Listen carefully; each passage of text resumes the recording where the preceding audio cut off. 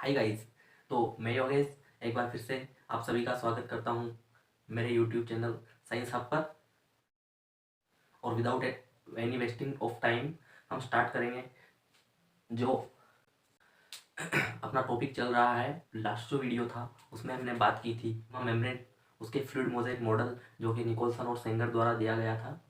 उसके अलावा हमने बात की एंडोमेम्ब्रेनियस सिस्टम के बारे में, और उसके अंदर हमने 4 टाइप की जो चीज़ें पढ़ी थी। उसके अंदर हमने एंडोप्लाज्मिक रेटिकुलम, अंतःप्रद्रव्य जालिका, उसके अलावा हमने उसके अंदर वैक्यूल्स, रिक्तिकाएं, और हमने पढ़ा उसके अंदर गोल्जी एपरेटस या गोल्जी बॉडी जिसको बोलते हैं वो, और एक और चीज़ जो हमने पढ़ी थी उसके अंदर लाइसोसोम। तो ये 2 जो टॉपिक थे लास्ट वीडियो में हमने कंप्लीट किए थे, और उसी क्लास को आगे कंटिन्यू बनाते हुए आज हम स्टार्ट करेंगे जो अपना टॉपिक चल रहा था यूकेरियोट्स। ठीक है, मैं एक बार आपको रिवाइज करवा देता हूँ। यूकेरियोट्स अपना जो टॉपिक चल रहा था, इसके अंदर हमने टाइप्स ऑफ सेल पढ़े थे, प्लांट और एनिमल सेल हमने पढ़ लिए थे। उसके अलावा हमने सेल वॉल यहाँ पे पढ़ा था। सेकंड हमने देखा था प्लाज्मा मेम्ब्रेन के बारे में। ठीक है, थर्ड हमने देखा था एंडो मेम्ब्रेन सिस्टम, और इसके अंदर हमने जो है 4 जो सेल ऑर्गेनल है उनके बारे में पढ़ा था। अब आज जो हम पढ़ने जा रहे हैं माइटोकॉन्ड्रिया, तो 4th नंबर डाल के आप स्टार्ट कीजिएगा। 4th नंबर पे हम पढ़ने जा रहे हैं माइटोकॉन्ड्रिया। और जैसा कि लास्ट जो वीडियो था हमने उसमें बताया आपको कि माइटोकॉन्ड्रिया जो है पावर हाउस ऑफ सेल कहलाता है। मैंने क्वेश्चन भी आपसे पूछा था कि क्यों पावर हाउस ऑफ सेल इसको बोलते हैं, तो उसी को हम कंटिन्यू करते हुए आज पढ़ेंगे हम। 4th नंबर आप डाल के लिख सकते हैं माइटोकॉन्ड्रिया। ठीक है, माइटोकॉन्ड्रिया हम पढ़ेंगे और इसी को बोलते हैं पावर हाउस ऑफ सेल। तो हिंदी में अगर इसकी बात करें तो इसको कोशिका का शक्ति ग्रह बोला जाता है। माइटोकॉन्ड्रिया को हिंदी में माइटोकॉन्ड्रिया ही बोलेंगे। अगर बात करें इसकी शेप की, तो ये जो है सॉसेज अगर आप जानते हो, एक फूड टाइप का मटेरियल होता है। ठीक है, फास्ट फूड में आई थिंक ये आता है। तो अगर आसान भाषा में मैं आपको बताऊं तो ये सिलेंड्रिकल टाइप का जो होता है माइटोकॉन्ड्रिया, ओवल शेप होता है, या फिर इसे बोल सकते हैं। ठीक है, ओवल शेप ये होता है, या फिर जैसे अंडे के आकार का ये होता है, या फिर हम उसको बोल सकते हैं सॉसेज। तो सॉसेज भी कुछ इस प्रकार के होते हैं, ऐसी कुछ उनकी शेप होती है, भी हम डायग्राम देखेंगे। ठीक है, तो ये शेप की बात कर ली हमने। अब अगर बात करें इनकी साइज को लेकर, ठीक है, तो साइज की अगर बात करें तो ये 0.2 से 1 माइक्रोमीटर हो सकते हैं। ठीक है, 0.2 से और 1 माइक्रोमीटर तक के ये हो सकते हैं। और अभी इसके डायग्राम की हम बात करेंगे डायरेक्ट, तो ये चीज़ें आप लिख सकते हैं। और शेप हमने देख ली इसकी। अब जो है पावर हाउस ऑफ सेल ये क्यों बोलते हैं, पहले इसकी बात हम कर लेते हैं मेरे ख्याल से। उसके बाद जो है अब इसके डायग्राम की बात करेंगे। तो मैं आपको बताऊं आपको यहाँ पे दिख पा रहा होगा कि पावर ऑफ सेल जो है इसको क्यों बोला जाता है। क्या होता है कि जो सेल है, सेल जो है जैसा कि मैंने बताया स्मॉलेस्ट यूनिट है, स्मॉलेस्ट यूनिट है लिविंग की। ठीक है, उनको आप नोट कीजिए, फिर हम यहाँ आप समझ सकते हैं किसी भी लिविंग बीइंग की स्मॉलेस्ट यूनिट है। ठीक है, तो इससे एक बात मैं आपको बताऊं कि जितनी भी जो वर्क होता है अपने अंदर, जो जितना भी जो कार्य होता है वो सारा का सारा जो है सेल्स के द्वारा किया जाता है। फिर वो चाहे एनर्जी फॉर्मेशन की बात हो या एनर्जी यूजेस की बात हो, ठीक है, वो सारा जो है सेल द्वारा होता है। अभी मैं आपको बताऊंगा किस प्रकार से ऐसा ये सब कुछ काम करता है। उसकी अगर आपने एक बार ये अगर ये बना लिया हो, ये सब जो नोट कर लिया हो, तो मैं इसको मिटा देता हूँ क्योंकि ये अभी अपने काम आने वाली चीज़ें। पावर हाउस ऑफ सेल्स को क्यों बोला जाता है उसकी हम बात करेंगे। तो जैसा कि मैंने बताया कि स्मॉलेस्ट यूनिट ये होती है सेल। ठीक है, और एक सेल के अंदर जितने भी जो सेल ऑर्गेनल्स हैं सभी का जो अपना अपना एक वर्क होता है। ठीक है, तो अगर आपने पढ़ा हो बचपन में आपने 10th क्लास में पढ़ा होगा, रेस्पिरेटरी सिस्टम के बारे में आपने पढ़ा होगा, रेस्पिरेशन। और उसी में जो है हम लिविंग ऑर्गेनिजम्स जो हैं, लिविंग के अंदर एनिमल्स की बात कर रहे हैं हम, ठीक है।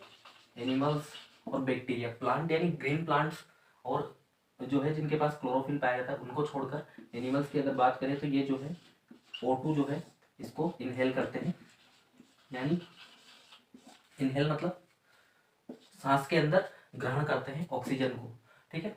क्या होता है कि जब हम फूड जो है उसको खाते हैं तो प्लांट से अगर फूड खाए तो उसके अंदर स्टार्च होता है, और अगर स्टार्च है तो वो स्टार्च किससे बना होगा, ग्लूकोज से। और अगर ये ग्लूकोज से बना हुआ है तो ये होगा C6H12O6 इसका फॉर्मूला होता है, ठीक है, जो कि प्लांट द्वारा फोटोसिंथेसिस करके बनाया जाता है। अगर आपको फोटोसिंथेसिस वाली वीडियो देखनी है, फोटोसिंथेसिस की जो प्रोसेस है, कंप्लीट प्रोसेस, वो देखनी है, उसके अलावा सेल रेस्पिरेशन कैसे करती है वो आपको समझना है, जो मैं चीज़ यहाँ पे बता रहा हूँ, कैसे एनर्जी का फॉर्मेशन होता है माइटोकॉन्ड्रिया द्वारा, ये सब जो चीज़ है। तो आपको ऊपर आई बटन दिख रहा होगा, वहाँ पे जो है आप क्लिक कीजिए, आपको फोटोसिंथेसिस वाली जो वीडियो है प्लांट एंड न्यूट्रिशन के नाम से मिल जाएगी, वो आप देख सकते हैं। तो यही सारी चीज़ें हैं जो मैं आपको समझाना चाह रहा था। अब अगर हम डायग्राम की बात करेंगे माइटोकॉन्ड्रिया की तो उसी को हम देखेंगे, ठीक है। तो ये जो चीज़ है एडिशनल है लेकिन काफ़ी इंपॉर्टेंट है, अगर किसी को समझ नहीं आई ये चीज़ें तो वहाँ पे जाके आप देख सकते हैं। डायग्राम की बात करें तो माइटोकॉन्ड्रिया कुछ इस प्रकार का होता है, ओवल शेप का। वैसे क्या होता है जैसे कि आप समझिए कि माइटोकॉन्ड्रिया ऐसा है, ठीक है। यहाँ से इसको हटाइए तो एक बार रिज्यूम कीजिए कि बिल्कुल सिलेंड्रिकल टाइप का होता है, ठीक है। ऊपर से अगर मैंने काट दिया तो ये जो पोर्शन है हमको दिखेगा बिल्कुल प्लेन, उसके अंदर हमको क्या क्या चीज़ दिखेंगी, क्योंकि डबल मेम्ब्रेन वाला ये होता है, ठीक है। दोहरी कलाएं इसके अंदर पाई जाती है, दो झिल्लियाँ इसके अंदर पाई जाती है, ये माइटोकॉन्ड्रिया है। इसके अंदर राइबोसोम्स भी पाए जाते हैं, इसके खुद के राइबोसोम्स होते हैं अलग से, तो इसके अंदर राइबोसोम्स भी पाए जाते हैं। और बात करें हम तो इसके अंदर कुछ फ्लूइड भरा होता है, ठीक है। तो हम इसकी लेबलिंग कर लेते हैं। ये है इसकी आउटर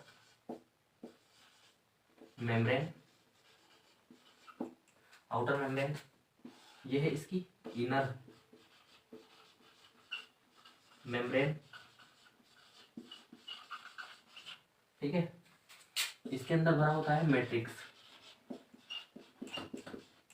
अब ये जो इनर मेम्ब्रेन है, ये जो इनर मेम्ब्रेन है इसने क्या किया कि जो आउटर मेम्ब्रेन है और अंदर की जो स्पेस है इसको दो भागों में डिवाइड कर दिया इसके बीच की, यानी कि एक तो जो आउटर मेम्ब्रेन है, ठीक है, उसको हम देख पा रहे हैं डबल मेम्ब्रेन स्ट्रक्चर है, आप लिख सकते हैं डबल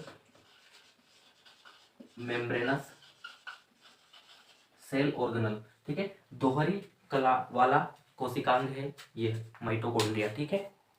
तो ये जो है मैं आपको बताना चाह रहा था कि दोहरी कलाओं वाला कोशिकांग है माइटोकॉन्ड्रिया, और इसको शक्तिग्रह कोशिका का यानी पावर हाउस भी इसको बोला जाता है, ठीक है। तो ये आप यहाँ पे देख पा रहे हैं कि जो ये है यह है इनर मेम्ब्रेन है और आउटर मेम्ब्रेन है, इसके बीच ये जो स्पेस बचा हुआ है, ठीक है, इस स्पेस की बात कर रहे हैं हम, ठीक है। तो ये जो जगह है ये कंपार्टमेंट है,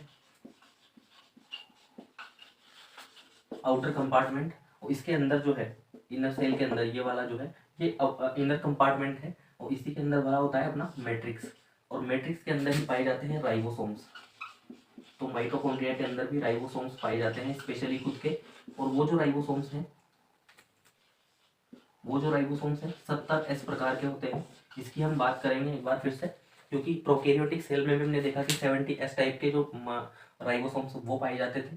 माइटोकॉन्ड्रिया जो है इसके अंदर भी 70S टाइप के राइबोसोम्स पाए जाते हैं। लेकिन अगर बात करें यूकेरियोटिक सेल की, क्योंकि ये जो सेल ऑर्गेनल है ये यूकेरियोटिक सेल का है, ठीक है। लेकिन जो यूकेरियोटिक सेल के अंदर जो न्यूक्लियस के आसपास जो है न्यूक्लियर मेम्ब्रेन के अंदर या उसके अलावा साइटोप्लाज्म में जो आरएनए पाए जाएंगे वो जो है 80S टाइप के पाए जाते हैं। तो आप कंफ्यूज मत होइएगा।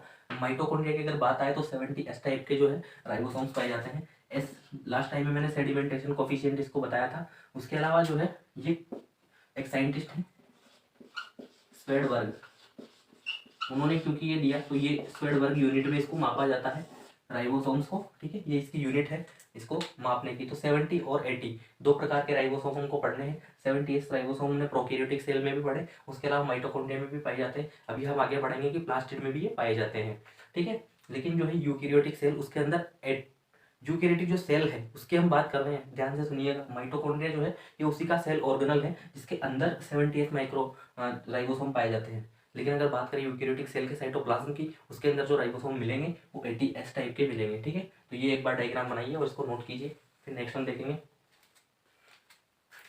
इसका छोटा सा फंक्शन है, ये जो है माइटोकॉन्ड्रिया का छोटा सा फंक्शन है, एरोबिक रेस्पिरेशन करता है और एनर्जी का फॉर्मेशन ही करता है, उसको भी हम लिख लेंगे। तो एक बार आप डायग्राम बनाइए पहले। अगर आपने डायग्राम बना लिया तो हम बात करेंगे माइटोकॉन्ड्रिया के फंक्शन की।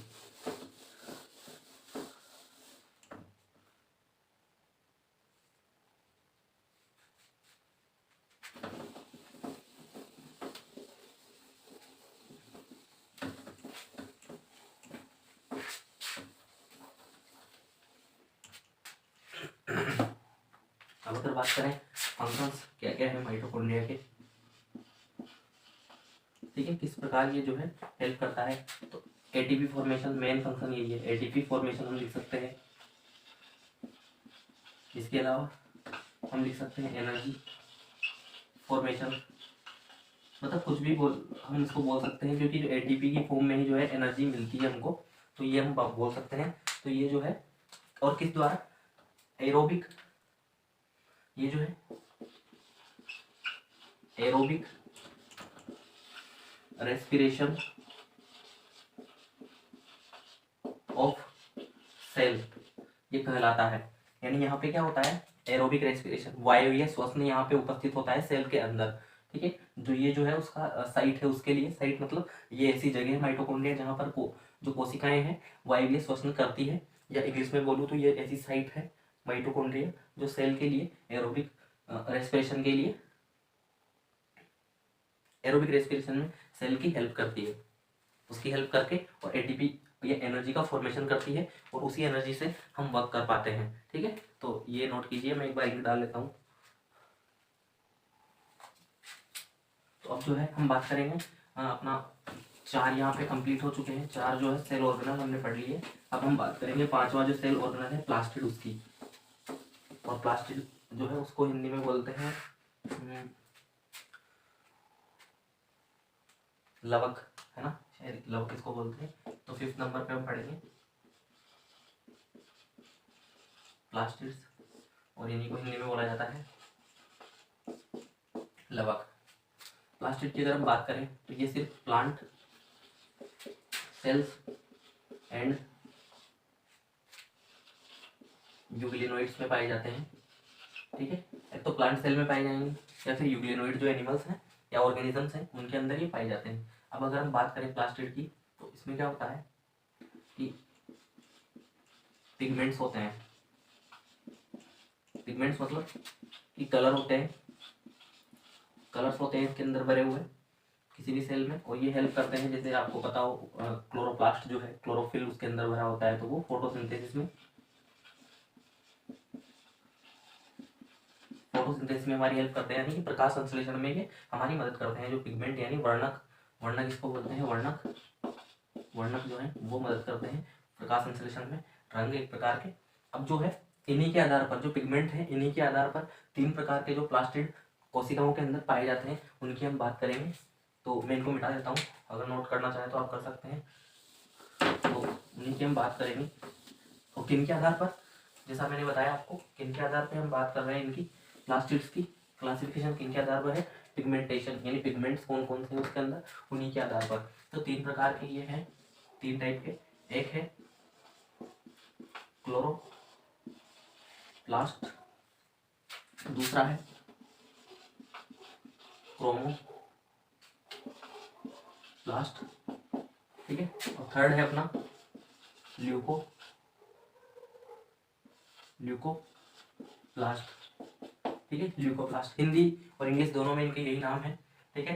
हल्का फुल्का नाम में चेंज हो सकता है, जैसे कि इसका नाम पढ़ना हरित लवक इसको बोलते हैं, तो वैसे ही। लेकिन अगर बात करें ये जो है, तो क्लोरो मतलब हमेशा ग्रीन होता है, तो जो ग्रीन पिगमेंट है इसके अंदर पाया जाता है, और जो है ग्रीन पिगमेंट वो होता है क्लोरोफिल ए, बी आदि प्रकार के होते हैं, लेकिन इसके अंदर क्लोरोफिल ए पाया जाता है मेनली सबसे ज़्यादा, और उसके अलावा कैरोटीनॉइड पाए जाते हैं, कैरोटीनॉइड्स पाए जाते हैं।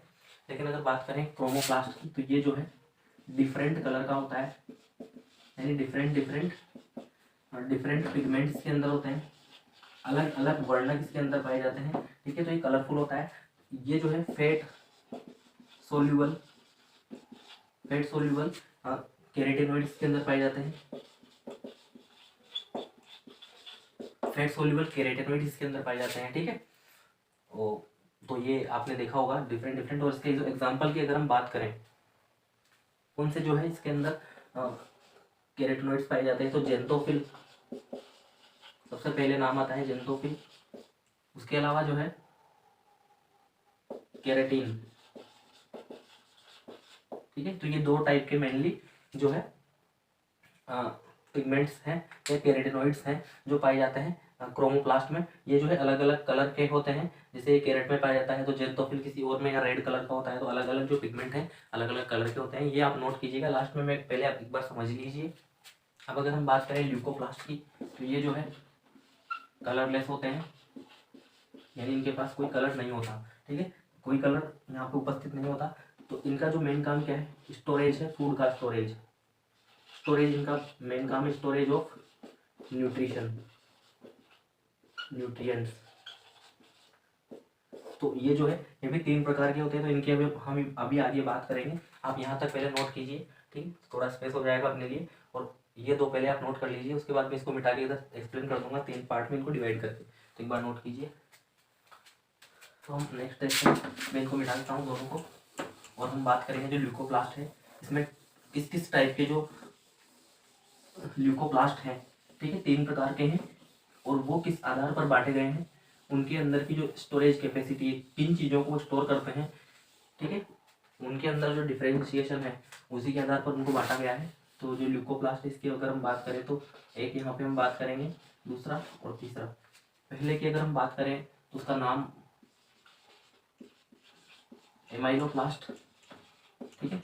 अब जैसे आपने अगर एंजाइम्स भी जब पढ़े होंगे, एंजाइम्स अगर आपने पढ़े हैं डाइजेस्टिव सिस्टम में जब आपने पढ़ा था, तो एमाइलेज करके एक एंजाइम होता है, एमाइलेज, ठीक है, एमाइलेज जो कि स्टार्च का डाइजेशन करता है, ठीक है, स्टार्च का वो डाइजेशन करता है।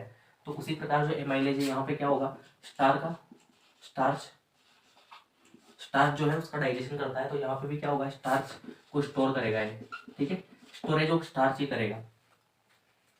एमाइलोप्लास्ट जो है वो स्टार्च को स्टोर करेगा अपने अंदर, एक ये हो गया। दूसरे की अगर हम बात करें तो उसका नाम है एलियोप्लास्ट, और ये जो है फैट्स एंड ऑयल्स, ठीक है, यानी वसा और जो तेल होते हैं पादप के अंदर उनको स्टोर करते हैं, ठीक है, ये स्टोर करते हैं फैट और ऑयल्स को। तीसरा जो है उसका नाम है एल्यूरोप्लास्ट, और एल्यूरोप्लास्ट जो है ये स्टोर करता है इसको, प्रोटीन्स को, ठीक है, न्यूट्रिशनल प्रोटीन्स जो होते हैं उनका स्टोरेज करता है। तो आपको क्या ध्यान रखना है कि जो ल्यूकोप्लास्ट है वो कलरलेस, इसके अंदर कोई पिगमेंट उपस्थित नहीं होते, लेकिन इसका जो काम है वो स्टोरेज ऑफ न्यूट्रिशन है। तो ये न्यूट्रिएंट्स होते हैं सारे के सारे। स्टार्च एक प्रकार का न्यूट्रिएंट है जो कि ग्लूकोज से मिलकर बना होता है, फोटोसिंथेसिस जब होता है तो, ठीक है। उसके अलावा एलियोप्लास्ट जो है वो फैट्स और ऑयल्स जो है न्यूट्रिशन जो होते हैं फैट्स और ऑयल्स उनको ही स्टोर करता है, और एलियोप्लास्ट जो है वो जो स्टोर करता है प्रोटीन्स को। अब अगर आप हिंदी में इनके नाम लिखना चाहें तो इनके नाम ऐसे कैसे ही आप लिख सकते हैं, ठीक है, हिंदी में आप लिख सकते हैं, बाकी नाम इनके यही रहेंगे, ठीक। तो ये नोट कीजिए। और इसी के साथ जो है हम नेक्स्ट अब जो है डायग्राम पढ़ेंगे प्लास्टिड का, तो जल्दी से इसको नोट कीजिए। अब अगर आपने ये नोट किया तो हम आगे इसका डायग्राम देख लेते हैं तुरंत। तो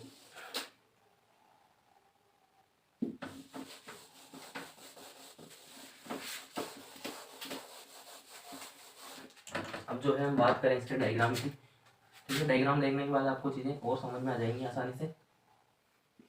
तो जिस प्रकार माइटोकॉन्ड्रिया हमने पढ़ा था डबल मेम्ब्रेन वाला, दोहरी कला वाला कोशिकांग, उसी प्रकार ये जो है ये भी दोहरी कला वाला कोशिकांग होता है।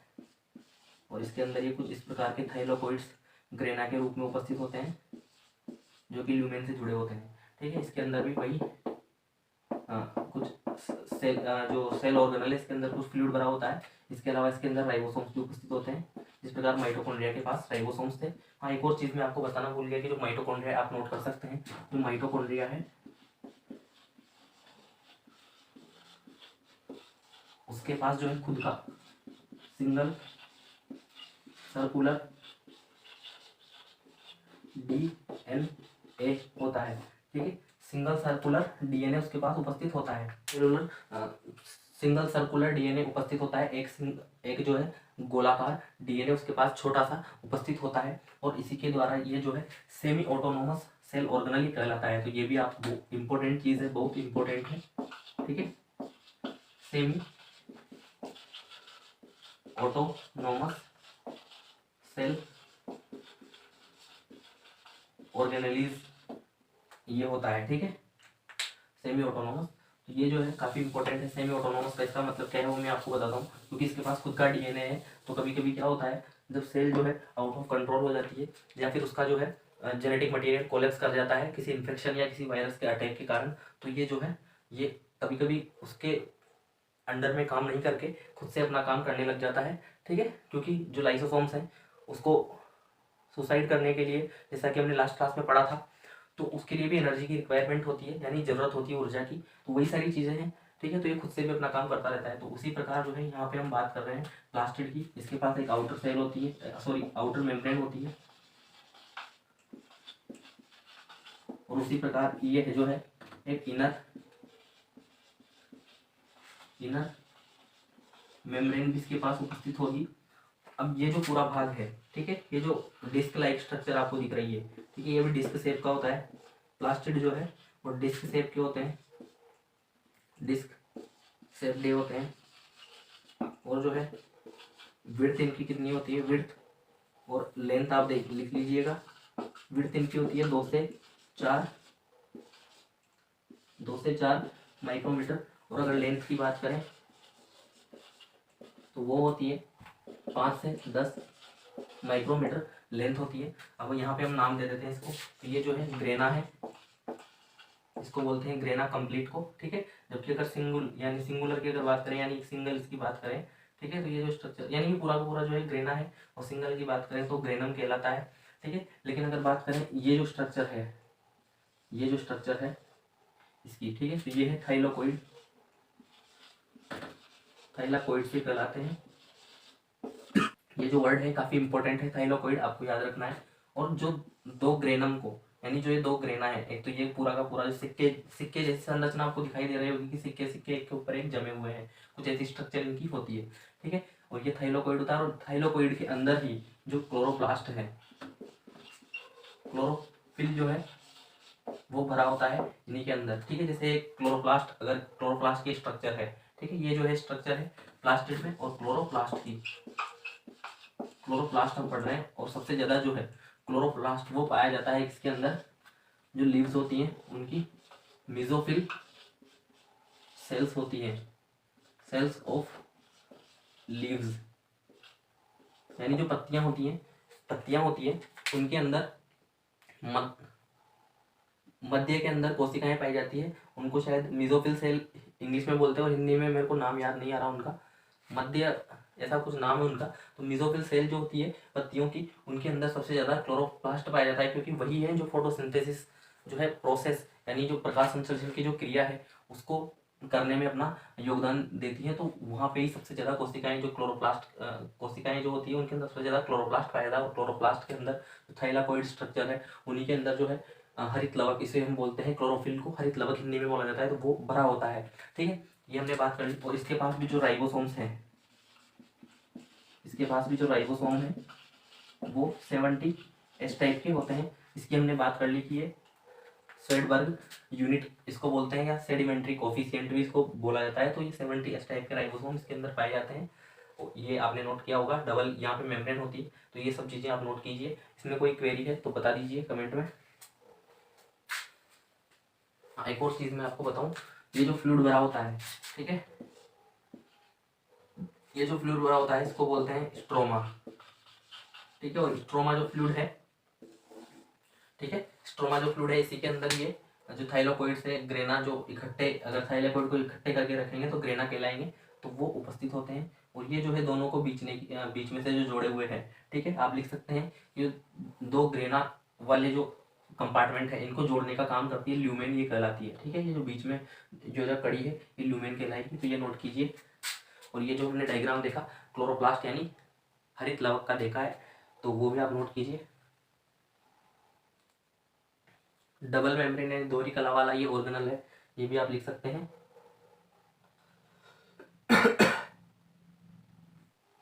अब अगर हम बात करें स्ट्रोमा की, ठीक है, तो ये आपने नोट किया होगा। अब हम अगर बात करेंगे स्ट्रोमा की, मैं बाकी को मिटा देता हूँ, इधर हम लिखेंगे स्ट्रोमा के बारे में।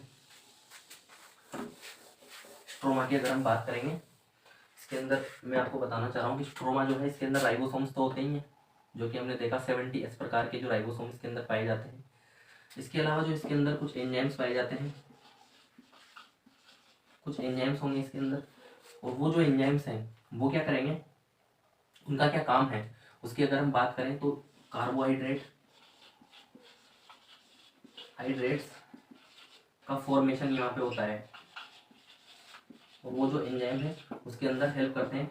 क्या होता है, जैसा आपको पता है कि फोटोसिंथेसिस जो है, जो प्रोसेस है वो यहीं पे होती है, ठीक है। अगर वो यहीं पे होती है इसी के अंदर, तो इसके अंदर जो स्ट्रोमा वाला भाग है, ठीक है, स्ट्रोमा जो है फ्लूइड जैसी डेंस फ्लूइड होता है, उसकी अगर हम बात करें, फ्लूइड यानी द्रव्य भरा होता है, डेंस मतलब गाढ़ा गाढ़ा द्रव्य जो भरा होता है क्लोरोप्लास्ट के स्ट्रोमा वाले रीजन में, स्ट्रोमा उसको बोलते हैं। तो उसी के अंदर कुछ एंजाइम्स पाए जाते हैं जो कार्बोहाइड्रेट्स का फॉर्मेशन करते हैं, यानी कि उनका निर्माण करेंगे, किसका, कार्बोहाइड्रेट्स का। क्योंकि जो पौधे हैं अपना भोजन बनाते हैं किसके रूप में, स्टार्च के रूप में, जैसा कि हमने अभी पढ़ा, ठीक है। बाकी ये एक बार जो वीडियो है प्लांट न्यूट्रिशन का, अगर आप देखेंगे आई बटन में उसको दे रखा है, और डिस्क्रिप्शन जो है उसमें भी उसका लिंक आपको मिल जाएगा, तो आपको समझ आ जाएगा कि कैसे इनका फॉर्मेशन होता है, ठीक। तो क्या होगा, कार्बोहाइड्रेट जो उसका फॉर्मेशन यहाँ पे होता है। उसके अलावा एक और चीज़ जो है मैं आपको बताऊँ काफ़ी इंपॉर्टेंट, इसके अंदर डीएनए पाया जाता है खुद का, वो भी डबल स्ट्रैंडेड,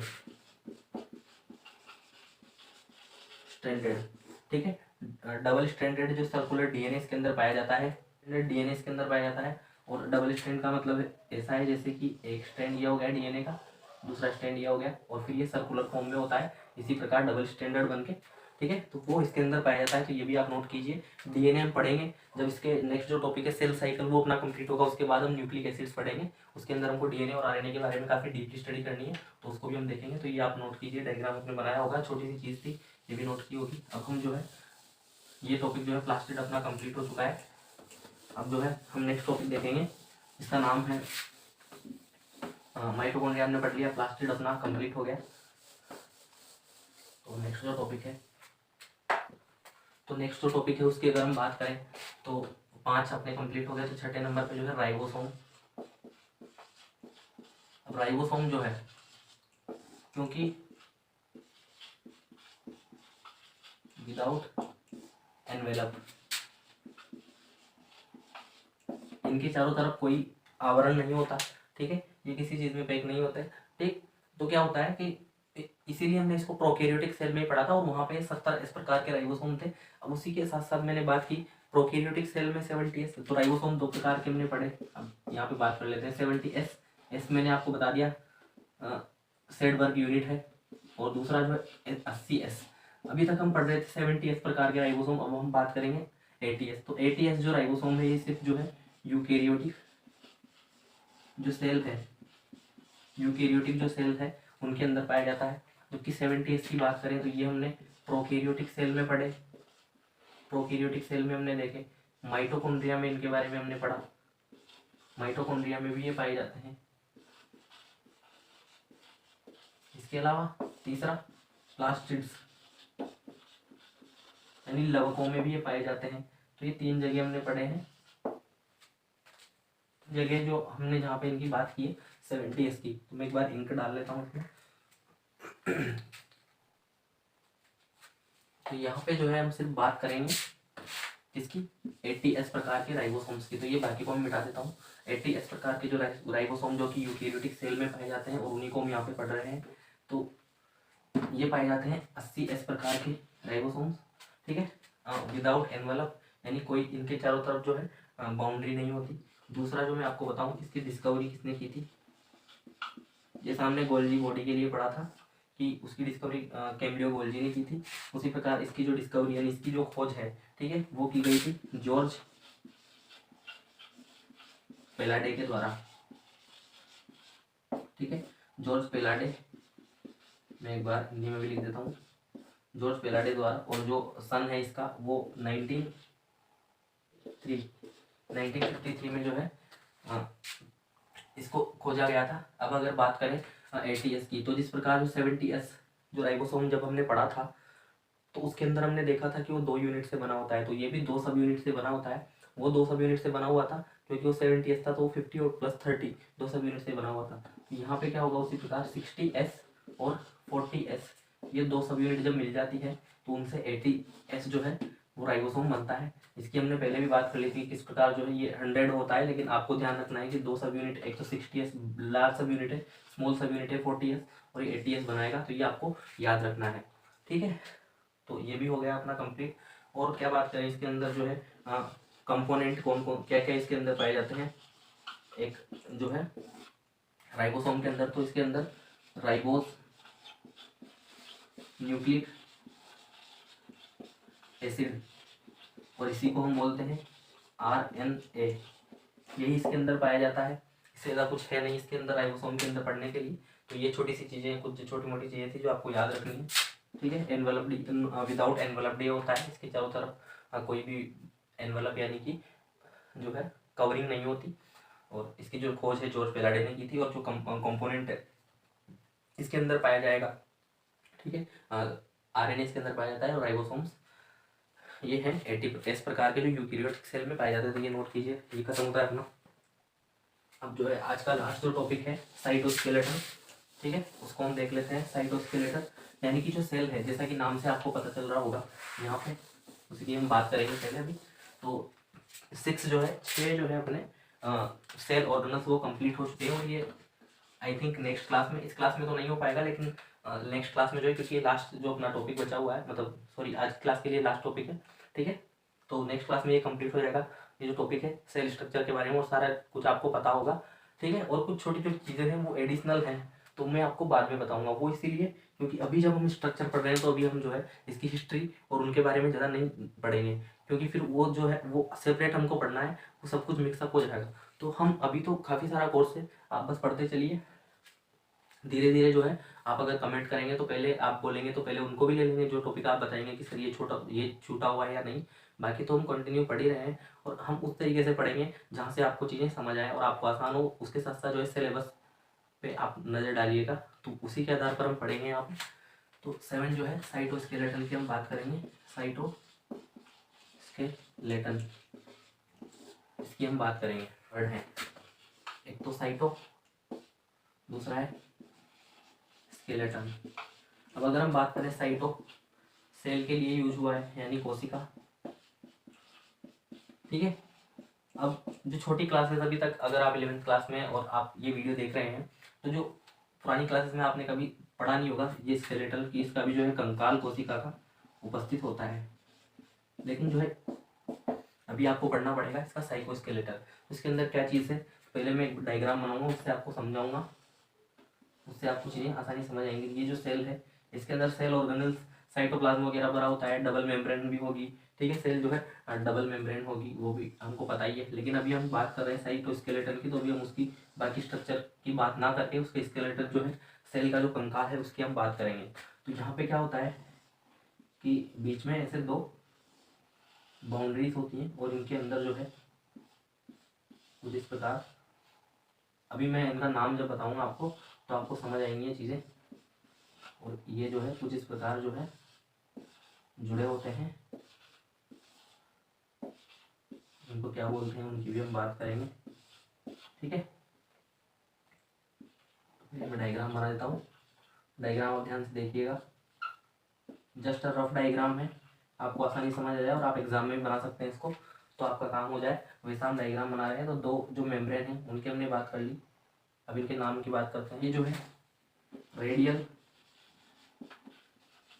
स्पोक कहलाते हैं।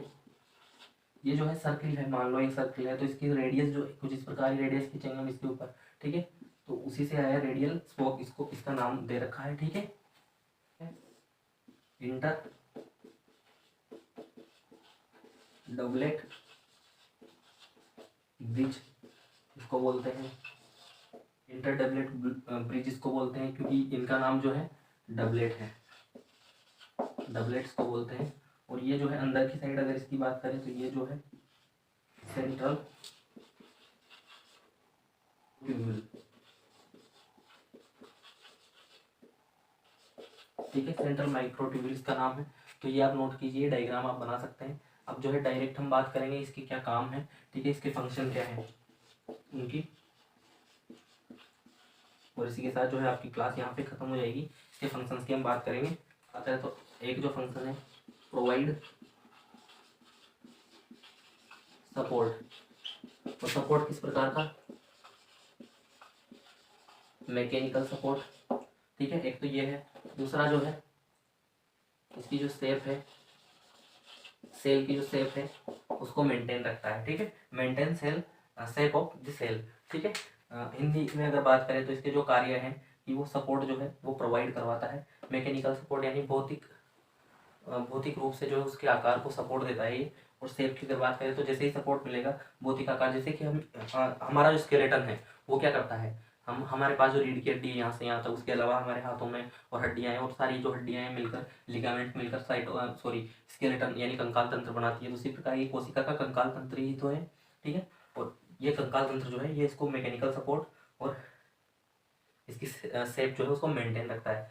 तो इसके अंदर और कुछ है नहीं। और अगर इसकी डेफिनेशन अगर आप किया जाए, ठीक है, डेफिनेशन तो क्या आएगी, लेकिन अगर क्वेश्चन पूछ ले हो तो इसमें आप लिख सकते हैं कि ये जो है प्रोटीन के फिलामेंट जो होते हैं, ठीक है। मैं एक बार चलो यहाँ पे लिख देता हूँ कि क्या इसकी डेफिनेशन होगी, अगर वो आप लिखना चाहें तो लिख सकते हैं। इट इज एन नेटवर्क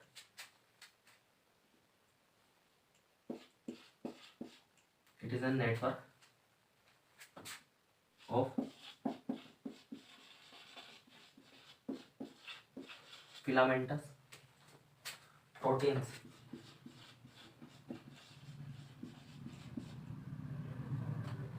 ये एक नेटवर्क है फिलामेंटस प्रोटीन्स का, और इसके अंदर विच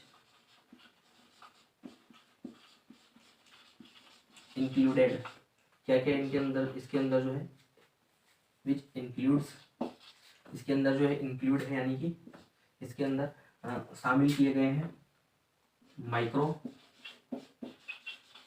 ट्यूब्यूल्स, माइक्रो फिलामेंट्स और एंड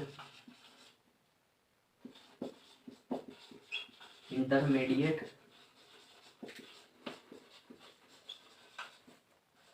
फिलामेंट्स। तो ये जो है इसके अंदर इंक्लूड किए गए हैं, और इन्हीं से जो है इन फिलामेंट से या माइक्रोट्यूब्यूल से मिलकर एक नेटवर्क बनता है। और फिलामेंटस प्रोटीन्स का यानी फिलामेंट के अपने फिलामेंट से आप समझ सकते हैं कि जो तंतु होता है हिंदी में इसको, ठीक है, तंतु बोलते हैं। तो तंतु में जो प्रोटीन है उसी का एक नेटवर्क यानी जाल तैयार होता है, और उसी साइड स्केलेटन होता है, और ये जो है सेल जो है उसकी शेप को मेंटेन रखता है। जिस प्रकार जो है मानव में कंकाल आपने देखा होगा, आपने पढ़ा होगा, उसी प्रकार ये जो है कोशिका का कंकाल है। तो ये जो टॉपिक अपना कंप्लीट होता है, और नेक्स्ट टॉपिक में आपकी जो 2-3 चीज़ें जो बची हुई है, एक हमको पढ़ना है इसके अंदर न्यूक्लियस, और कुछ ज़्यादा है नहीं उसके अंदर, मेन जो न्यूक्लियस बचा हुआ है, बाकी हमने सब चीज़ें पढ़ ली है। तो मेरे ख्याल से न्यूक्लियस और छोटी छोटी चीज़ें होंगी। फ्लैजिला और सीलिया जो है कुछ सेल्स पे पाई जाती है, एनिमल सेल्स में मोस्टली जब हमने बात की थी एनिमल सेल की, तो उसके अंदर जो है वो पाया जाता है। तो आज की जो है क्लास को हम यहीं फिनिश करते हैं, और जो नेक्स्ट क्लास है उसमें आपका टॉपिक कंप्लीट हो जाएगा। फिर हम स्टार्ट करेंगे सेल साइकिल। हमने सेल जो है उसके बारे में जाना, सेल की बायोग्राफी हमने जानी, ठीक है, मीन्स मैं क्या कहना चाह रहा हूँ कि जो सेल है उसके बारे में हमने जान लिया पूरी तरह से, किस प्रकार की सेल्स होती हैं, 2 टाइप की हमने सेल पढ़ी यहाँ पे, वो सब हमने जाना। तो नेक्स्ट क्लास में जो इस चैप्टर को ख़त्म कर देंगे, फिर सेल साइकिल हम पढ़ेंगे। तो फिनिश करते हैं आज की क्लास को। Thank you.